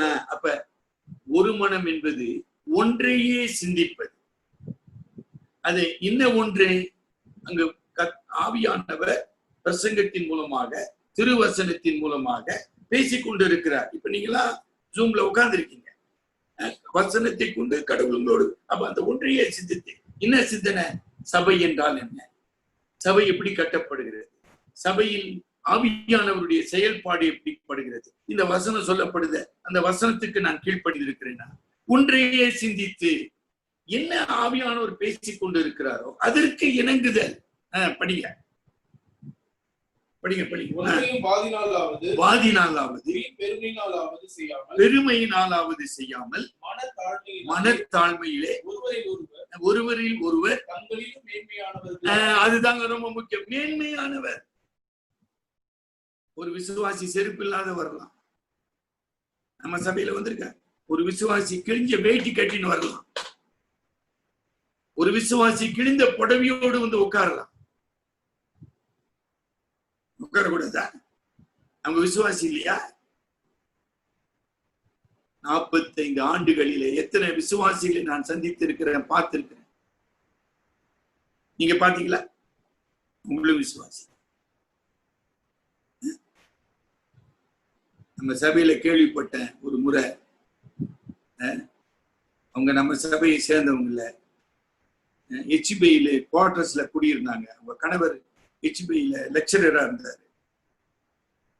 அந்த அம்மா வந்து பாயில உட்கார்ந்துருக்காங்க, நல்லா படிச்சோம். நம்ம சைட்ல பாயில உட்கார்ந்து ஆராதனைக்கு வந்துட்டாங்க. உட்காந்து ஒரு உதாரணம் திடீர்னு ஞாபகம் வருது. உட்காந்து பாட்டு பண்ணு. லேட்டா வந்த நம்ம சபை விசுவாசி அந்த அம்மாவை பார்த்து, சிஸ்டர் கொஞ்சம் தள்ளி உட்காருங்க. எதுக்கு தள்ளி உட்காரணும்? ஏன்னா ஃபேனு சரியா காத்து வரணும் சொன்னாங்க. அந்த அம்மா என்ன பார்த்து, ஐயா உங்க சபைக்கு நான் வந்தேன், ஒரு விசுவாசி வந்து சொல்றாங்க கொஞ்சம் தள்ளி உட்காருங்க, ஃபேனு காத்து வரலன்றாங்க. கரெக்டுங்களா? அன்னில இருந்து அவங்க நம்ம சபைக்கு வந்து நிறுத்திட்டாங்க. ஏன்னா இது நமக்கு இல்லப்பா, அவங்களுக்கு தான். நிறைய கதை இருக்குதுங்க அது மாதிரி. இப்ப நம்ம சில பேர் நம்ம இப்ப எல்லாம் பெஞ்சில உட்கார்ந்து இருக்கிறோம். அந்த காலத்துல தரையில உட்காருவாங்க. இந்த தரையில உட்காரும் போதுங்க, சில ஒரு ஜெகோஷமான ஒரு சபை இருக்குது இங்க, அங்க தூணுங்க இருக்க நடுவுல. அந்த தூணுக்கு தூணு ஒரு ஆள் பிடிச்சுக்குவாங்க. Not jogging. அந்த தூணை விட மாட்டாங்க. ஏன்னா சாயத்துக்கு வசதியாகுது, தூக்கத்துக்கு வசதியாகுது.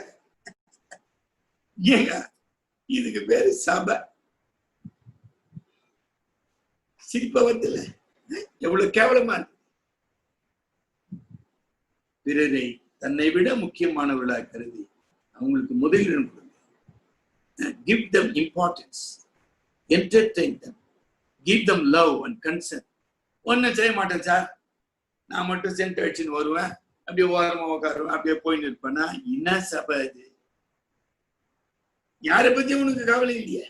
ஏன் சார் இந்த அவயவம் ஒண்ணு இணையாம இருக்குமா சார்?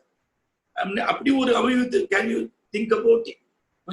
ஒண்ணு வேணாங்க, இந்த நகம் எடுத்துங்க. நகம் இந்த சதையோடு இணையாம இருக்குமா? எப்படி இருக்கும்? இதுதான் சொல்ற. நீ இப்படி இருக்கிறியப்பா. இந்த கல்யாண திருமண வாழ்த்துல சொல்லுவாங்க, நகமும் சதையுமாய். நம்ம சபையில ஒரு தமிழ் கவிதை புலவரமா இருக்கிறாங்க, அவங்க எழுதி கொடுப்பாங்க, நகமும் சதையுமா இருக்கு. நீங்க இருக்கிறீங்களா? யோசனை பண்ணுங்க. புரியல உங்களுக்கு? இன்னும் சரீரனா என்னன்னு தெரியல. அப்புறம் என்ன கேட்டுக்கிறீங்க? சபையில என்ன சார் பண்றாரு ஆண்டவர்? எங்க சார் பேசுறாரு? என்ன சார் செஞ்சாரு? சபையை நியாயத்தி இருக்கிற அளவுக்கு வாழ்ந்துட்டீங்க நீங்க சபையில. இதெல்லாம் ரொம்ப ஆபத்துல போய் முடியுங்க. அவ்வளவுதான் சொல்ல முடியும். தாழ்மை, தியாகம், அன்பு, என்னுடைய சுயநிலத்து, அவனவன் தனக்கானவைகளை அல்ல. அந்த என் மன இன்னைக்கு சபைக்கு போறேன், இன்னைக்கு யார் எந்த தேவையோடு வராங்க, எந்த கஷ்டத்தோடு வராங்க, அவங்களுக்கு நான் என்ன செய்ய வேண்டும், அப்படி ஜெபம் பண்ணிட்டு வந்தீங்களா? வந்திருக்கீங்களா? நம்ம சபைக்கு தேவை உள்ளவங்க வருவாங்களே, என்ன வந்து கேட்டீங்களா? சார் இவ்வளவு பேர் வந்துக்கிறாங்களே, யார் சார் ரொம்ப கஷ்டத்துல இருக்கிறார்? ஒரு நாள் கேட்டுக்கிறீங்களா? எந்த வீட்டுல சார் வேலை இல்லை, எந்த வீட்டுல சாப்பாடு இல்லை, என்கிட்ட கேட்டுக்கிறீங்களா? எந்த வீட்டுல சிக்கா இருக்கிறாங்க கேட்டுக்கிறீங்களா? கிடையாது. காணிக்க போட்டேன், அவள்தான் மேட்ரு முடிஞ்சிச்சு. காணிக்க போட்டாச்சு சார், மேட்ரு முடிஞ்சிச்சு. போங்க, பை பை, ஹாய் ஹாய்.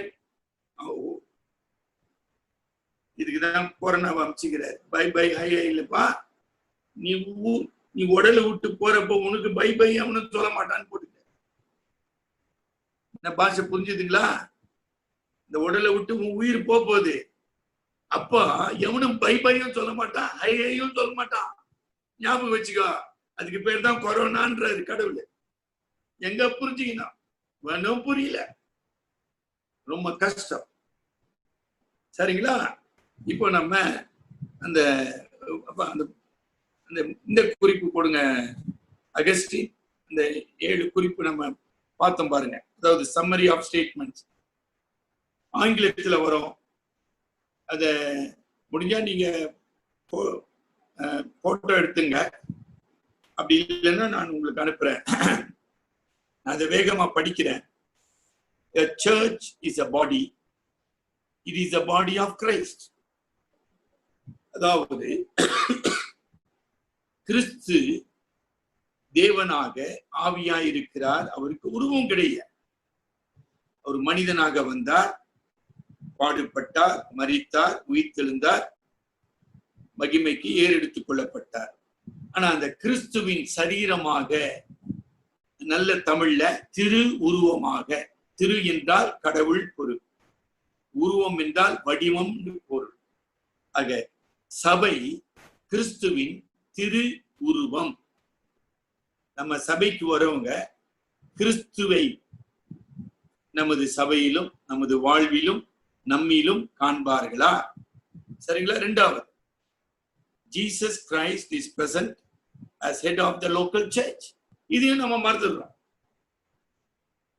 சபையில் பொறுப்பில் உள்ளவர்கள் தாங்களே தலைவராக மாற்றிக்கொள்ளுகிறார்கள் அல்லது செயல்படுகிறார்கள்.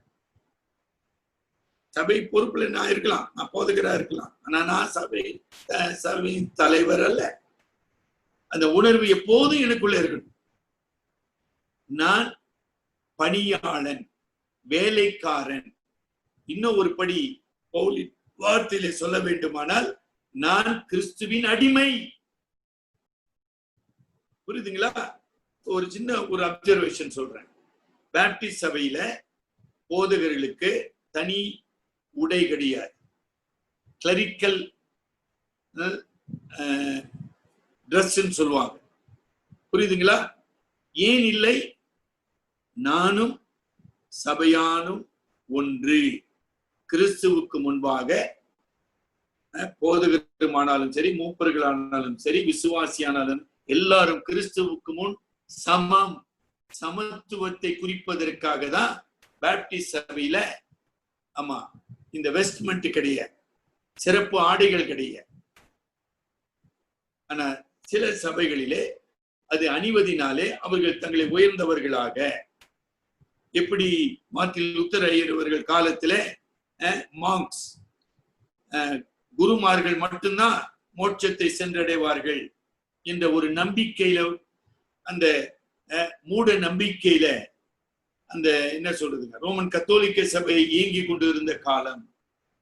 அதை எதிர்த்து வெளியே வந்தவர்கள் தான் சீர்திருத்த திருச்சபையின் விசுவாச குடும்பங்கள். சரிங்களா? So we always recognize the headship of Christ, a reality of Jesus living in and among us. கிறிஸ்து எங்கேயோ இருக்கிறார் என்றல்ல, கிறிஸ்து ஆளுகிறார். ஆராதனையிலே, ஊழியத்திலே, ஐக்கியத்திலே, போதிக்கப்படுவதிலே, வரங்களை பயன்படுத்துவதிலே, பாடுபடுவதிலே, எல்லாவற்றிலும் கிறிஸ்துவாகிய தலை ஆளுகிறார், என்னை நடத்துகிறார். எல்லாவற்றையும் அவர் தம்முடைய மகிமைக்காக செயல்படுகிறார் என்பதை நான் உணர வேண்டும், வெளிப்படுத்த வேண்டும். சரிங்களா? மூன்றாவது, every member is placed in the body as it pleases God. 1 கொரிந்தியர் 12ஆம் அதிகாரம் 11ஆம் வசனம். 1 கொரிந்தியர் 12ஆம் அதிகாரம் 11ஆம் வசனம். இவைகளை எல்லாம் அந்த ஒரே ஆவியானவர் நடப்பித்து தமது சித்தத்தின்படியே அவனவனுக்கு பகிர்ந்து கொடுக்கிறார். எப்படி சரீரம் ஒன்று அவயவங்கள் அநேகம். அப்ப பரிசுத்த ஆவியானவர் வரங்களை பகிர்ந்து கொடுத்து அந்த வரங்களின் அடிப்படையில் அவயவங்களாக செயல்பட அவரே தீர்மானிக்கிறார். The sovereignty of the Holy Spirit in giving the gifts as well as building the church through the gifts of the Holy Spirit. வரங்களை அளிப்பது மட்டுமல்ல, அந்த வரங்களின் மூலமாக அவயவங்களை கொண்டு தமது சபையை அவர் கட்டுவதற்கு நம்மை அவயவமாக God has placed us.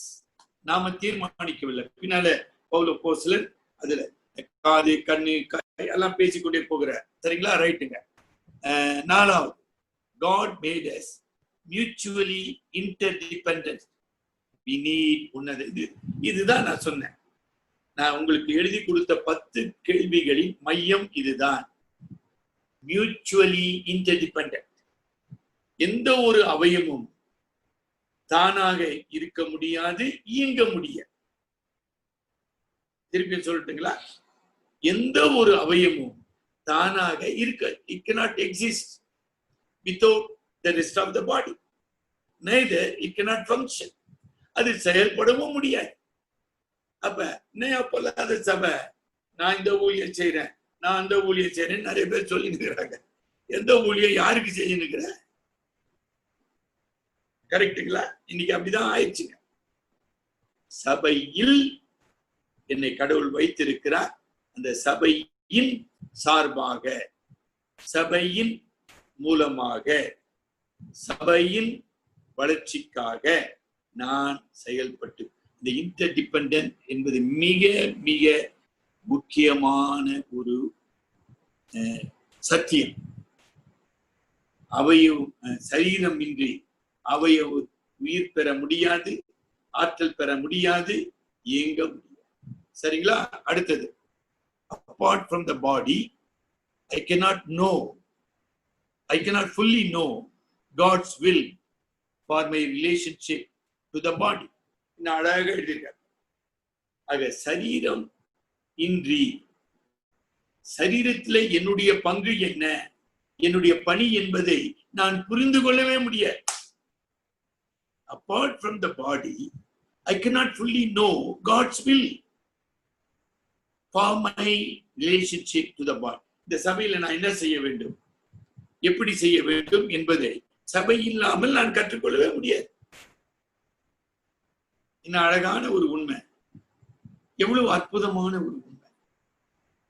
இன்னைக்கு சபையை யாராச்சும் அவமதிப்பீர்களானால், சபையை அலட்சியப்படுத்துவீர்களானால், சபையை குற்றம் சொல்வீர்களானால், அப்ப நீங்க எங்க இருக்கிறீங்க? சபையில நீங்க இல்லைன்னு வச்சுக்க. அப்ப நீங்க எப்படி கடவுளுடைய பிள்ளையா இருக்க முடியும்? அதனால பல இந்த மாதிரி கேள்விகளை கேளுங்க. அந்த சபையில தான் என்ன வைத்திருக்கிறார். எதற்காக வைத்திருக்கிறார்? அந்த சபை சுத்திகரிக்கப்பட வேண்டும், சீர்பொருந்தப்பட வேண்டும். எபேசியர் 4ஆம் அதிகாரம் நம்ம இன்றைக்கு படிச்ச பகுதியில எபேசியர் 4ஆம் அதிகாரம் என்ன அழகா 12ஆம் வசனம், பரிசுத்தவான்கள் சீர்பொருந்து பொருட்டு சுவிசேஷ ஊழியத்தின் வேலைக்காகவும் கிறிஸ்துவின் சரீரமாகிய சபையானது பக்தி விருத்தி அடைவதற்காகவும் போதுங்க. 3 பணிகள். போன வாரம் செய்தி 7 கேள்வியில நான் கேட்டிருந்தேன். சபையில் ஒவ்வொரு விசுவாசியையும் கடவுள் ஏன் வைத்திருக்கிறார்? ஒவ்வொரு விசுவாசிக்கும் கடவுள் ஏன் வரங்களை தந்திருக்கிறார்? இந்த 3 பணிகள். பரிசுத்தவான்கள் சீர்பொருந்த வேண்டும், சுவிசேஷம் அறிவிக்கப்பட வேண்டும், பக்தி விருத்தி அடைய வேண்டும், எடிபிகேஷன்.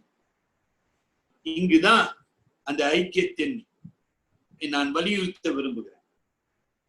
திருச்சபையிலே தேவன் தந்திருக்கிற உடன் விசுவாசிகளின் மூலமாக ஆவியானவர் உங்கள் வாழ்க்கையிலே பக்தி விருத்தியை கொண்டு வர விரும்புகிறார். ஒருத்தர் சொல்லலாம், தம்பி நீ ஏன்பா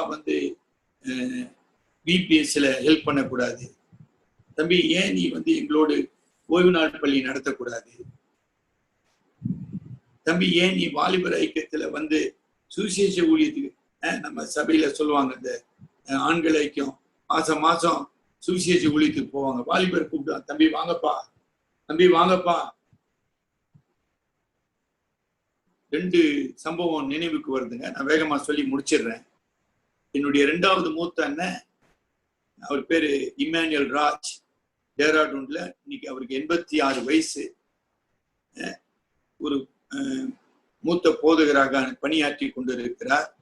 அவருடைய ஊழியம் 14 வயதில ஒரு ஓய்வு நாள் பள்ளி ஆசிரியராக அவருடைய ஊழியம் ஆரம்பமானது. எங்க ஆரம்பமானதுங்க? நம்ம சபையில சகோதரர் அருமநாயகர் இருக்கிறாரு, மனோபா இருக்கிறாரு, அவங்க அப்பா ஒரு பேர் பெஞ்சமின். அந்த பெஞ்சமின் ஐயா எங்க அண்ணன் 13 வயசு, அவருக்கு கொஞ்சம் மேல வயசு இருக்கலாம், ஒரு 20 வயசு.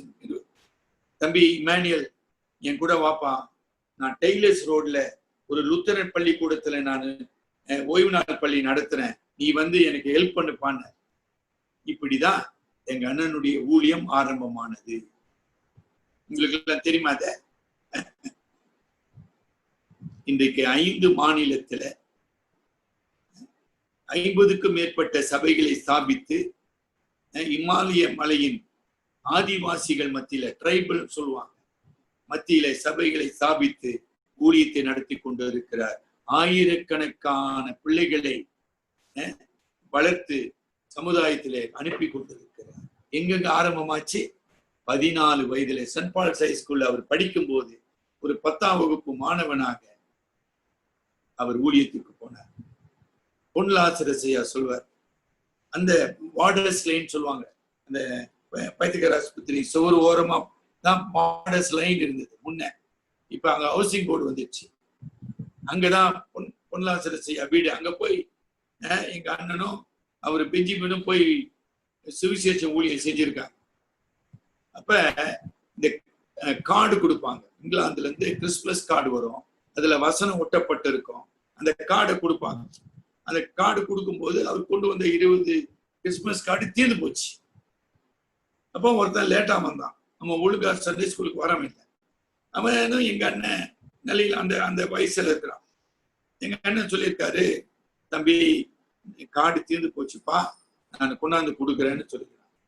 அவன் ஒரு அறை விட்டானா எங்க அண்ணன், ஒரு அறை. பொன்லாசரசையா சொன்னது, இவர் பக்கத்துல நின்று பார்த்துட்டு எங்க அண்ணன் ஒண்ணும் செய்யல, அடி வாங்கினேன், கம்மனு வந்து. இந்த 14 வயசுலேயே ஊழியம் என்றால், பாடு என்றால், தியாகம் என்றால் எவ்வளவு விஷயம் கத்துக்கிட்டார் பாத்தீங்களா? Apart from the body I cannot fully know God's will for my relationship to the body. சரிங்களா? அடுத்த குறிப்பு, every member needs to be listening to what other members are saying. இதுவும் மறுபடியும் ஐக்கியத்துல வருது. Conversation by old King James வெர்ஷன்ல வரும். நம்முடைய பேச்சுக்கள், நம்முடைய கலந்துரையாடல்கள் எல்லாம் பரிசுத்தமானவைகளாக, ஒருவரை ஒருவர் பக்தி விருத்தி செய்வதற்கு ஏதுவாக, ஒருவரை ஒருவர் ஒரு விசுவாச போராட்டத்துல கடந்து செல்லலாம். உடன் விசுவாசி, குடும்பத்துல கஷ்டம் இருக்கலாம், பிள்ளைங்களுக்கு வியாதி இருக்கலாம், பல பிரச்சனை, அவர்களை உற்சாகப்படுத்துகிறதாக என்னுடைய வார்த்தைகள், கடவுளுடைய வசனத்தினால் அவருடைய விசுவாசத்தை பலப்படுத்துகிறதாக என்னுடைய வார்த்தை இருக்க வேண்டும். உங்க சிறுசபையின் அனுபவத்துல இதெல்லாம் நடந்திருக்குதுங்களா? எவ்வளோ தேவையோடு, கண்ணீரோடு, கஷ்டத்தோடு யாராச்சும் வந்திருப்பாங்க. அவங்ககிட்ட உட்காந்து, அம்மா உங்க நிலைமை என்ன, உங்க கஷ்டம் என்ன, உங்க பிரச்சனை என்ன, உங்க தேவை என்ன, கொஞ்சம் ஒரு 5 நிமிஷம் அந்த ஆலயத்துல உட்காந்து ஜெபம் பண்ணிருக்கீங்களா? மனசாட்சி தொட்டு பாரு, எவ்வளவு இடம் இருக்குது நம்ம சபையில். யோசனை பண்ணு. ஒரு தேவையுள்ள ஆத்மாவை சந்தித்து வசனத்தை பகிர்ந்து கொண்டு அவர்களுக்காக ஜெபித்து அவங்களை நம்ம தொடும் போதுமா, it should be a healing and comforting touch. புரியுதுங்களா? ஒரு கவலையோடு வாலிபன் வரலாம். எத்தனையோ அவனை தொடும் போது, ஒரு வியாதியில படுக்கையில இருக்கிற ஒரு மனிதரை தொடும் போது, I identify myself with him. நான் உன்னோடு இருக்கிறேன்ப்பா, உனக்கு இணையாக இருக்கிறேன். எங்க செஞ்சோம்? கடைசியாக, as I function in relationship to the church, I depend on others. நான் திருச்சபையிலே கடவுள் எனக்கு கொடுத்த பணியை நிறைவேற்ற வேண்டுமானால் மற்ற சபை விசுவாசிகளின் ஒத்துழைப்பு, ஆதரவு, ஜெபம், வழிகாட்டுதல் எல்லாம் எனக்கு தேவை. எல்லாம் தெரிஞ்சு நான் சபைக்குள்ள வரல, அப்படி வரல, நான் வரல, நீங்களும் வரல. அப்ப இவங்கெல்லாம் மூத்த விசுவாசிகளாக, முன்னோடிகளாக என்னை ஊக்குவிக்கிறார்கள், என்னை பழக்குவிக்கிறார்கள். They train me up, they encourage me. என்னை வழி நடத்துகிறார்கள், எனக்கு லட்சியத்தை கொடுக்குறாங்க. தம்பி இப்படி செய்யுங்க, தம்பி அப்படி செய்யுங்க. எப்படி ஒரு கோச், ஸ்போர்ட்ஸ் ஃபீல்ட்ல ஒரு கோச். கடந்த வாரம் ஜான் ஓவன், ஜெசி ஓவன் உலக ஒலிம்பிக் வரலாற்றிலே முதல் முறையாக 4 ஒலிம்பிக் கோல்ட் மெடலை பெற்ற ஒரு மனிதன் ஜெசி ஓவன். என்ன அழகான அந்த மனிதனுடைய வாழ்க்கைய படமாக பார்த்து, பிளாக் அமெரிக்கன். அவனுக்கு எவ்வளவு அவமானம், எவ்வளவு நிந்த, எவ்வளவு தடை, எவ்வளவு பிரச்சனை. அத்தனையும் ஓடுறதுல பிரச்சனை இல்லைங்க. No problem in the field or running. மனிதர் எவ்வளவு பிரச்சனை, அத்தனை பிரச்சனைகளையும் கடந்து 4 வரலாற்றிலே 1936ஆம் ஆண்டு பெர்லின் முனிச் நகரிலே அந்த ஒலிம்பிக்ஸ் நடக்குது. ஹிட்லர் உட்கார்ந்து கொண்டு இருக்கிறார். இவன் தான் 100 மீட்டர்ஸ்ல ஃபர்ஸ்ட் வரான். அந்த அவங்களை ஆனர் பண்ண வேண்டிய ஹிட்லர் அவனுடைய ஜெர்மன் அத்தட்டு தோத்துட்டான். அந்த ஹிட்லர் ஏஞ்சி வெளியே போயிடுற. என்ன தத்துவம் தெரியுங்களா? தத்துவம் ஆரியன் சூப்ரமசி, அதாவது வெள்ளையின் ஆதிக்கம், வெள்ளையர்களின் ஆதிக்கம். படிச்சு பாருங்க, அதான் தெரியுமா உங்களுக்கு? அப்ப அதுல தோத்துறான், ஒரு ஜெர்மன் அத்தட்டு தோத்துறான். அவன் ஜெசி ஓவன் கிட்ட பேசுறான், அப்படியே கட்டி தழுவுறான். ஜெசி, நீதான்ப்பா ஜெயிக்கணும், இது மட்டும் இல்லப்பா, எல்லாத்திலும் நீ ஜெயிக்கணும்ப்பா. இந்த எங்க நாட்டு அரசுக்கு, இந்த ஹிட்லருக்கு நீ உணர்த்தணும், there is no racial supremacy at all. இன உயர்வோ ஜாதி உயர்வோ கிடையாது என்பதை நீ நிரூபிக்க வேண்டும். என்ன ஆச்சு? எங்க முன்ன பின்ன பார்த்தது கிடையாது. ஜெர்மனில பேசினுக்கிறான். யோசனை பண்ணிக்கலாம். ஒரு விளையாட்டு நிலையில தோத்து போனவன் இவனே என்கரேஜ் பண்ணுகிறான், அதை நீ ஜெயிக்கணும். இந்த ஹிட்லர் அவன் 4 முறை, 1 முறை 2 முறை, என்ன கைத்தட்டு, அப்படியே ஷேம் ஆயிடுறான். ஹிட்லர் தலம் கொண்டுட்டு போயிடும், ஓடிய போயிடான். வேதம் என்ன சொல்லுது? பெருமை உள்ளவர்களுக்கு கர்த்தர் எதிர்த்து நிற்கிறார். நீங்க கூட போட்டு பார்க்கலாம். என்ன பாவம்? ஜெசி ஓவன் ரேஸ், அந்த படத்தின் பேர் ரேஸ். ப்ளீஸ், நான் இன்னைக்குதான் ஜெசி ஓவனை பத்தி படிச்சிருக்கேன். போன வாரம் தான் அதை பார்த்தேன். அதே மாதிரி உசேன் போல்ட் அவனுடைய வாழ்க்கை வரலாறு 2 முறை பார்த்தேன். நான் சும்மா புரியாத பேசிக்கொண்டில்லை. ஏங்க இந்த ஓட்டப்பந்தயம் இந்த கோல்டு நம்ம அமெரிக்காவுக்கு போகுது. நான் என்ன சொல்ல விரும்புகிறேன், அந்த நிலையில கூட ஒரு விசுவாசியாக நீ உதவி செய்ய முடியும். அப்படின்னா சபையில எப்படி செய்யணுங்க? அப்படியே வெள்ளைக்காரனுங்க வந்து அவனை அப்படியே தூக்குறான். அந்த லாங் ஜம்ப்ல ஜெயிச்ச உடனே எல்லாம் ஒயிட் அத்லெட்ஸ் வந்து அப்படியே ஜெயிச்சு தூக்கிட்டாங்க. என்ன ஜம்ப், வரலாறு காணாத ரெக்கார்டுங்க அது. திருச்சபையில அப்படிப்பட்ட மகிழ்ச்சியை நாம சந்திக்கிறோமா? ஒதுக்கப்பட்டவர்கள், ஒடுக்கப்பட்டவர்கள், கைவிடப்பட்டவர்கள், ஆதரவற்றவர்கள் ஆதரிக்கப்படுகிறார்கள். ஏன்? கிறிஸ்துவின் அன்பு செயல்படுகிறது. அதை பாக்குறாங்களா? இன்னைக்கு டைம்ஸ் ஆஃப் இந்தியா 14வது பக்கம், நாளைக்கு கூட நான் டைம்ஸ் ஆஃப் இந்தியா படிக்கிறேன். 14வது பக்கத்துல சவுத் ஆப்பிரிக்கால ஒரு பெரிய கிறிஸ்தவ சபையில துப்பாக்கி சூடு நடந்திருக்குது. One of the biggest church in South Africa. Firing, 5 பேர் கொல்லப்பட்டார்கள், 40 பேர் குண்டடிப்பட்டு மருத்துவமனையில இருக்கிறாங்க. அது கீழே போட்டிருக்கான். யாருங்க இவங்க? டெரரிஸ்டா? டெரரிஸ்ட் இல்ல. இந்த சபையில 2 வருஷமா சண்டை நடந்தது. 1 வருஷம் 2 வருஷம் இல்ல, 2 வருஷமா சண்டை நடந்தது. பார்த்தானுங்க வாலிபானுங்க, கன் எடுத்துன்னு வந்தானுங்க, சுட்டானுங்க. 5 பேர் அவுட். தயவு செய்து பண்ணீங்க, நான் உங்களுக்கு WhatsApp அனுப்புறாத. There was a feud in the church for more than 2 years. South Africa is known for racial discrimination. South Africa பத்தி தெரியுமா? காந்தி எங்க அடிப்பட்டார், உதப்பட்டார் தெரியுமா? அங்கதான். நெல்சன் மண்டேலா 26 வருஷம் ஜெயில இருந்தாரு. எங்க இருந்தாரு? South Africa. என்ன காரணம்? இன வேறுபாடு, இன கொடுமை. எத்தனை கண்ணு துட்டா. இன்னைக்கு நடந்தது சார். நான் கதையா சொல்லுகிறேன், எடுத்து படிச்சு பாருங்க. இதுக்கு பேர் சபை.